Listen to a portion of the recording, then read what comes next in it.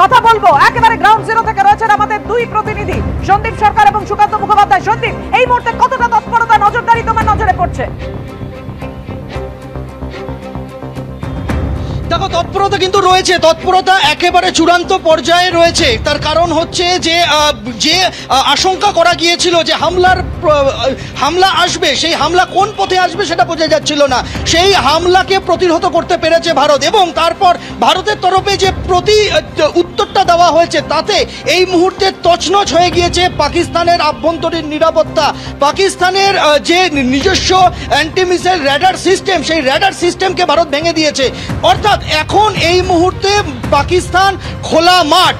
ভারত যদি মনে করে তাহলে যে কোনো সময় হামলা চালাতে পারে আকাশপথে, এবং সেই আকাশপথে হামলাকে ঠেকানো তো পরের কথা, আগে সেই হামলা যে ভারত চালাচ্ছে সেই সম্পর্কে তথ্য পেতেই কিন্তু তাদের কালঘাম ছুটে যাবে। র্যাডার ব্যবস্থা যদি ভেঙে পড়ে তাহলে কিন্তু এই মুহূর্তে পাকিস্তানের সব থেকে বড় চ্যালেঞ্জ হচ্ছে সেটাই যে তারা নিজেদের মাটিকে কিভাবে রক্ষা করবেন। কেননা যে কায়দাতে 15টা জায়গায় তারা হামলা চালিয়েছিলেন, সেটা ভারতের এই অত্যাধুনিক যে র্যাডার সিস্টেম, সেই র্যাডার সিস্টেম শুধু তাকে চিহ্নিত করেনি, তাকে ভেঙে গুড়িয়ে দিয়েছে পাকিস্তানের এই আক্রমণকে। এবং তারপর ভারতের যে পাল্টা জবাব, তাতে কিন্তু দিশেহারা পাকিস্তান। আমি এই মুহূর্তে যেখানে রয়েছি, শ্রীনগরের রাস্তাতেই আমি রয়েছি। আমি তোমাকে দেখাবো যে শ্রীনগরের রাস্তায় এই মুহূর্তে কিন্তু যারা প্রত্যেকটা মোড়ে মোড়ে এখানে সেনাবাহিনী এবং সিআরপিএফ তাদেরকে ডিপ্লয় করা হয়েছে। প্রত্যেকটা জায়গায়, প্রত্যেকটা গুরুত্বপূর্ণ পয়েন্টে, প্রত্যেকটা গুরুত্বপূর্ণ মোড়ে, প্রত্যেকটা গুরুত্বপূর্ণ ইনস্টলেশনের সামনে সেখানে কিন্তু সেনাবাহিনীকে কোথাও সিআরপিএফ, কোথাও বিএসএফ সেখানে মোতায়েন করা হয়েছে। এবং প্রত্যেকটি জায়গাতে যেখানে জনবহুল জায়গা সেখানে এই ব্যবস্থা করা হয়েছে।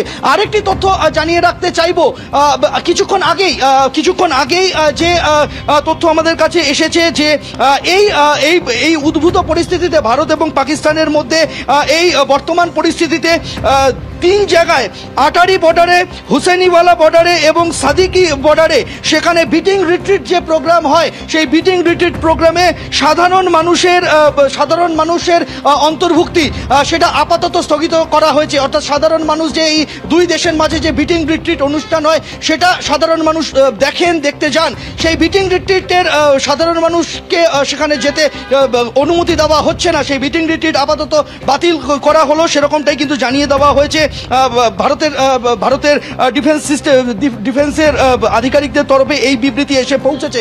এবং আমি আরেকবার দেখিয়ে দিতে চাইবো, আমি যেখানে রয়েছি সেখানে প্রত্যেকটা গুরুত্বপূর্ণ পয়েন্টে, প্রত্যেকটা গুরুত্বপূর্ণ মোড়ে সেখানে কিন্তু মোতায়েন করা হয়েছে সিআরপিএফ।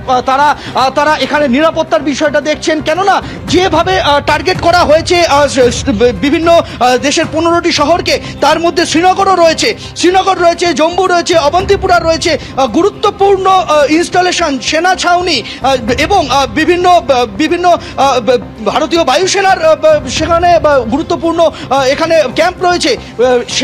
সেখানে ভারতীয় সেনাবাহিনীর গুরুত্বপূর্ণ ইনস্টলেশন রয়েছে একাধিক জায়গায়। এইরকম একটি সংবেদনশীল পরিস্থিতিতে সীমান্ত লাগোয়া রাজ্যগুলিতে তুমি আমাদের সঙ্গে থাকো। দেখো, আগেই প্রতিরক্ষা মন্ত্রী জানিয়েছিলেন যদি পাকিস্তান আক্রমণ করে তাহলে সমুচিত জবাব দেবে ভারত, আর সেই জবাবই দিল ভারত। রাতের সেই ছবি আপনারা দেখছেন, আপনাদের সামনে রেখেছি। যে মুহূর্তে পাকিস্তান হামলার চেষ্টা করে, একেবারে ভারত সেই S-400 অ্যান্টি মিসাইল সিস্টেম দ্বারা সেই হামলার ছক একেবারে ব্যর্থ করে দেয়।